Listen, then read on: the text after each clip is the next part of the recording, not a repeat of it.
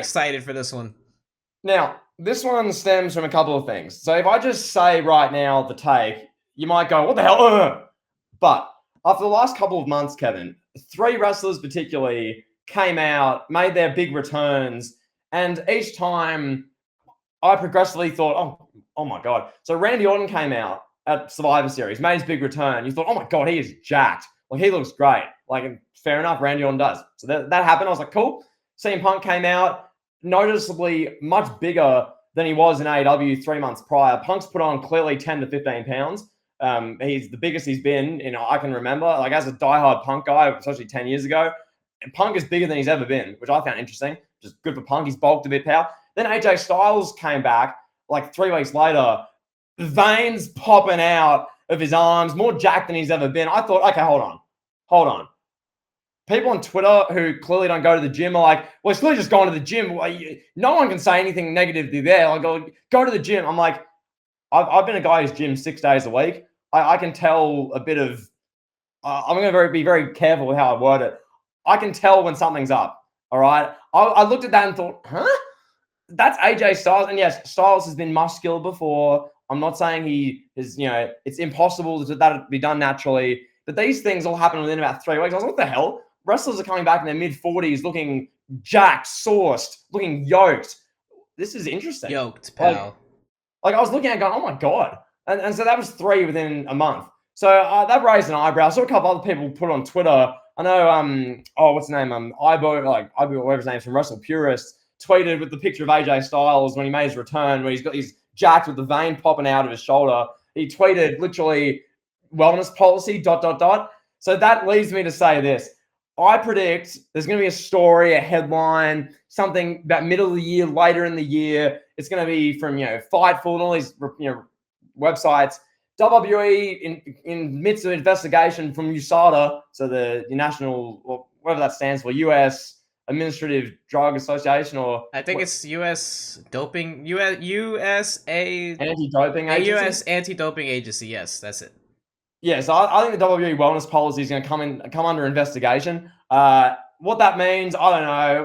Will anything come of that? Probably not, realistically. I'm not saying there's going to be some grand sanction, a big court case. I'm not predicting anything like that. I'm just saying I think they'll raise an eyebrow or two and they'll be looked into. Now Triple H is running the ship. There's different leadership now. Who knows if that has anything to do with anything? But Triple H was a known guy who, I mean, he'd be on the juice a little bit. That's just known. Triple H, that's the Triple H thing. He would do that. So, we'll see. How CM Punk talked about this in his podcast 10 years ago about Triple H and his love for a bit of natty bodybuilding. So, look, we'll see. Do more wrestlers come back in their 40s looking sourced? Do more wrestlers put on a heap of bulk within 2 months in their mid-40s and be more jacked than they've ever been? We'll see.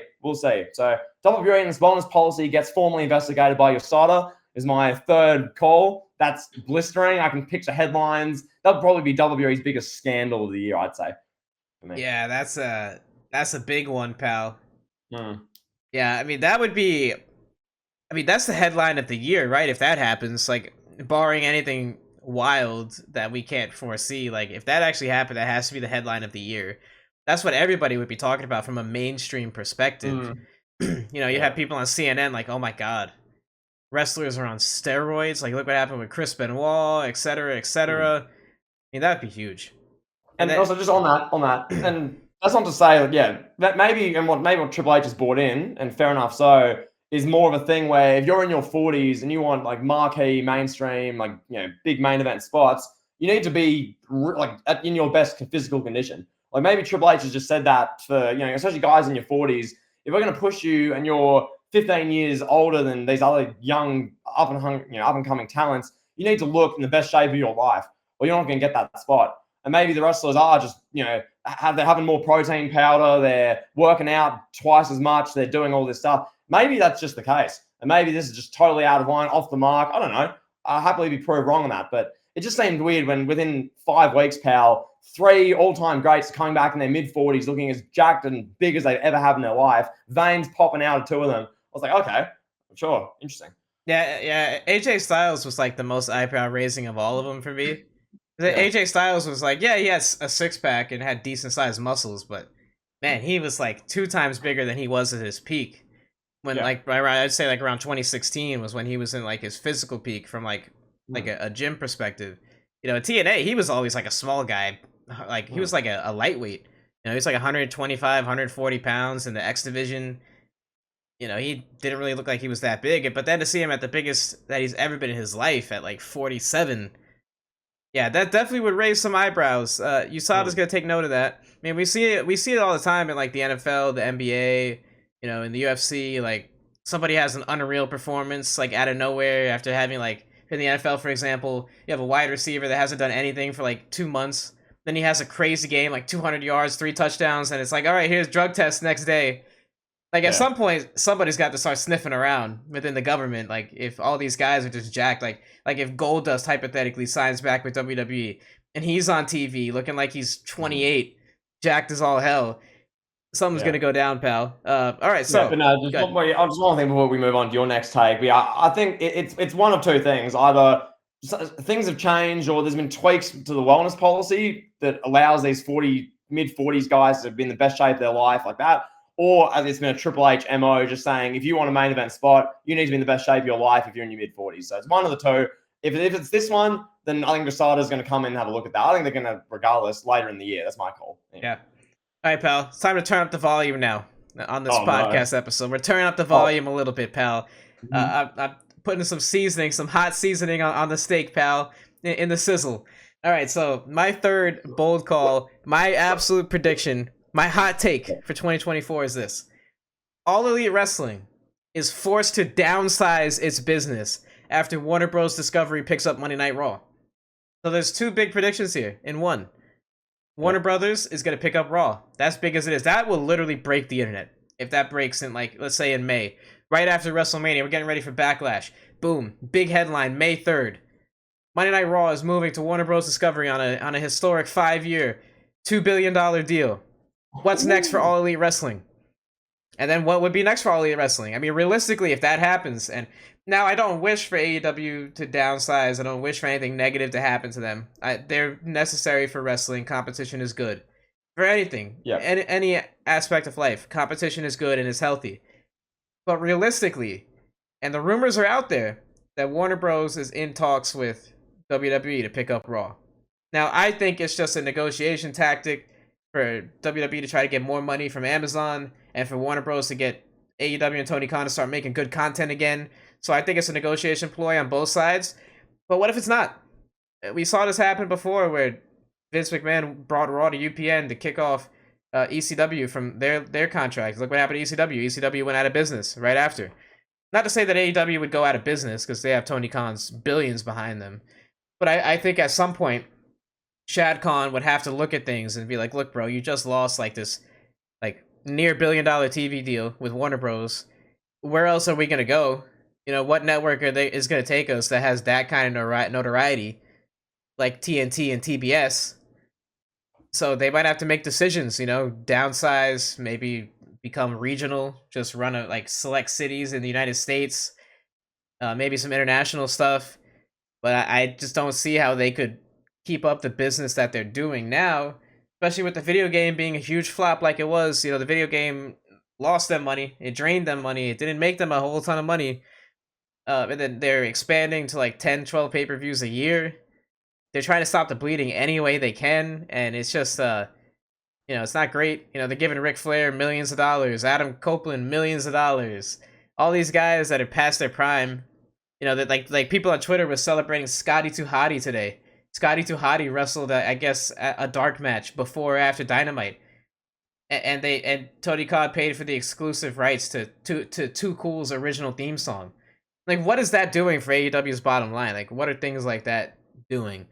I don't know. We saw the meltdown with Chris Jericho on Twitter over Christmas. Chris Jericho literally tweeting on Christmas Day at 4 a.m, tweeting some guy with like 1,000 followers on Twitter. Do you know about this? Did you see this? Well, it wasn't CM Punk's attorney or something like Yeah, I that. think it was CM Punk's attorney. Yeah, Yeah. yes, yeah. Oh my Like god. talking about That was AEW's nuts. employee handbook. Jim Cornette tweets them a couple hours later, and it's just like bro, everybody's melting down. See, Jericho's congratulating CM Punk in the Instagram comments on his return to WWE and MSG. Like things are not looking good for AEW. So, I mean, yeah, This is the big call for me is that Warner Bros is gonna pick up Raw. Warner Bros gonna say, you know what, we want a real sports entertainment entity. They're gonna have Monday night WWE, Tuesday night NBA, Wednesday night NHL, Thursday night NBA. That's a pretty good Yeah. vision. AEW, they can't go to Dynamite and be like, hey, we need you to go on Monday so we can put you Oh, on that'd be. Oh TNT. my. Could you imagine? Yeah, Could they you can't do that. imagine? Yeah, they can't do Oh, that. So they're gonna bring in the best thing they can, the WWE Monday Night Raw show that 2 million people watch, headlined by yeah. Philip Jack Brooks. So I think that's gonna happen. I think AEW is gonna downsize. Will it be the end of AEW? I don't think so. But I think they'll have to downsize and rethink a lot of things after that. Maybe cut down some pay-per-views. Maybe stop signing talents. And another Mm, thing, maybe just a side prediction. If that does happen, if this does happen, this prediction I'm making, a lot of people from AEW are going to be released. A ton. They're yeah. going to have to get rid of at least like 30 people. At least. Mm. And who knows what would happen at that point. Like, hypothetically, just throw some names out there. Tony Khan walks up to Tony Storm and he's like, I can't afford your contract, bro. You're out of here. People like that. Keith Lee. The Bearcat. That was Keith Lee, the Bearcat. Yeah. There you go. Talent like that, like Miro, all these guys, Aleister Black, these guys are making like north of like $400,000 to sit around and do nothing. Get them all Yeah. out of here. Like that would, I don't know. That'd be interesting, bro. Nah, I agree. And like your Ruby Sohos, and there's so many talents who are the ones who work collision matches, work the random dark matches. Like so many talents who are just employed. AEW so many people. So yeah, really that take, which is your third one, concerns.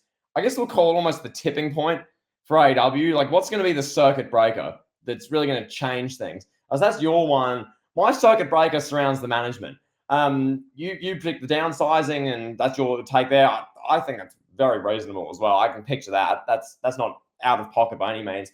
This one for me concerns the management structure. So obviously, for one, and as we addressed last episode, Kenny Omega. Hopefully he can get well soon. So nothing but thoughts for Kenny Omega. So there's that. You've got the Young Bucks, who we happily deemed the clowns of the year for 2023. Just these idiots dancing in Chicago, literally hitting the cha-cha slide, doing a victory lap after firing with cause, firing the biggest draw in wrestling the past 5 to 10 years, CM Punk. Unbelievable. So they're your EVPs. A legitimately good person, Kenny Omega, allegedly, who's now in the hospital and who knows when he'll be back. And then the Young Bucks, these clowns. So like that's your EVPs. And then you got Tony Khan. We know, and what we've heard from reports, Daniel Bryan, is huge behind the scenes running the ship. He makes a lot of either decisions, or he tells Tony Khan, this guy should have a match here, or I think he's really good. Let's have him work with him. Bryan Danielson's pulling a few strings behind the scenes. I think what will happen, how officially this gets announced, I don't know. I don't know if it's going to be a Tony Khan report or him announcing this. I don't think it'll be like that. But I think what will end up happening is behind the scenes officially, the Young Bucks, the Elite, they're not EVPs anymore. They're stripped of their titles, and it's basically Bryan Danielson, Tony Khan running AEW, essentially. I think they're going to change the management structure that way. I don't think Tony Khan is going to willingly take his hands off AEW or have Bryan Danielson's hands come off AEW. I think that they'll be like this. I think what Tony Khan's going to do is look at the Young Bucks, look at Kenny Omega and go, thanks for what you've done, but we're going to change over. We're going to step you down as the EVPs. Like they'll do that. So that's my prediction. The EVPs are officially changed. Then the Elite will let go as EVPs in AEW. They're publicly revealed to be talents exclusively now. And Daniel Bryan becomes an EVP. So that's my prediction. Something has to change. It has to be a circuit breaker. Something has to tweak. We know Bryan, as I said, Bryan's already pulling strings. So yeah, that's my take, pal, my bold call. We'll see if that happens. We'll see to what extent that happens. I think it's already happening as is, but there you go.